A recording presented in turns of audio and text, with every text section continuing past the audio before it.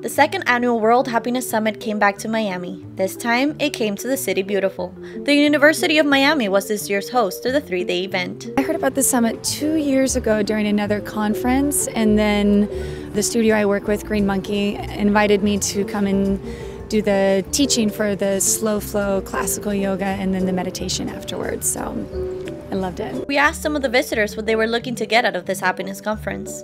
To learn a lot more about positive psychology and to be able to bring that back to my coworkers and essentially spread happiness throughout the business. So I'm excited. This summit, I want to learn more about happiness and the science behind happiness. I want to connect with some of the leaders in the happiness movement, and I also want to interact with as many people as I can and raise their energy. The summit had approximately 1,000 visitors each day coming from different parts of the world to listen to speakers like Ismael Cala telling them that happiness comes from within us. And now the second year in a row, for me it's just a responsibility. I think as a journalist, as a writer, as speaker, and as someone that is really investing in awakening consciousness in the world, it's a responsibility to be here because the tribe of the World Happiness Summit, it's formed with multipliers of this message. So each of these people here will bring to their families, their cities, their communities, their countries, the message of being happier, being more conscious, being more mindful, and create a better society. Being part of the Happiness Summit is very meaningful because you get to spend time, quality time, with people who care about what, to my mind, is the most important topic in the world. How can you help yourself and others become happier? Martha and I, through what we do, running 3 foundations, we are full of joy, full of happiness every single day.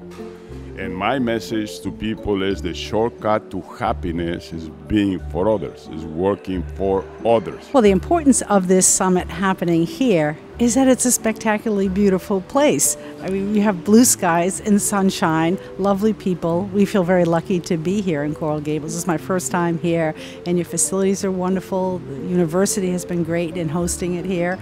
So lovely people, great place. Couldn't think of a better place to have it. I'm a Kane. I did my undergraduate and my graduate degree at the University of Miami, and my son is actually a junior at UM. My husband was a graduate at UM and a professor of medicine in the medical school, so the U is really in our veins, and I think the venue is amazing. It's a beautiful, beautiful campus, and the Shalala Center is amazing.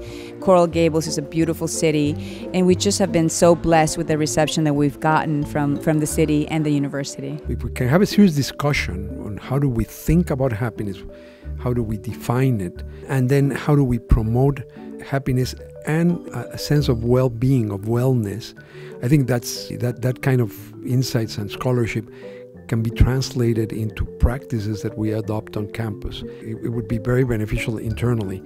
Even the fact that we're discussing that we convene the kind of leaders that gathered at the summit, that in itself is beneficial. It starts a conversation. Then what we learn about the results of the research, you can quickly translate and apply in a particular community setting. For us, the university itself as a community, and then also to the larger community in Coral Gables and in South Florida.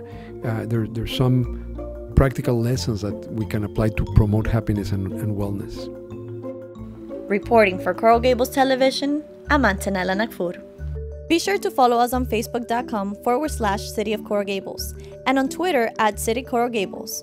Also, subscribe to our YouTube channel and e-news at coralgables.com.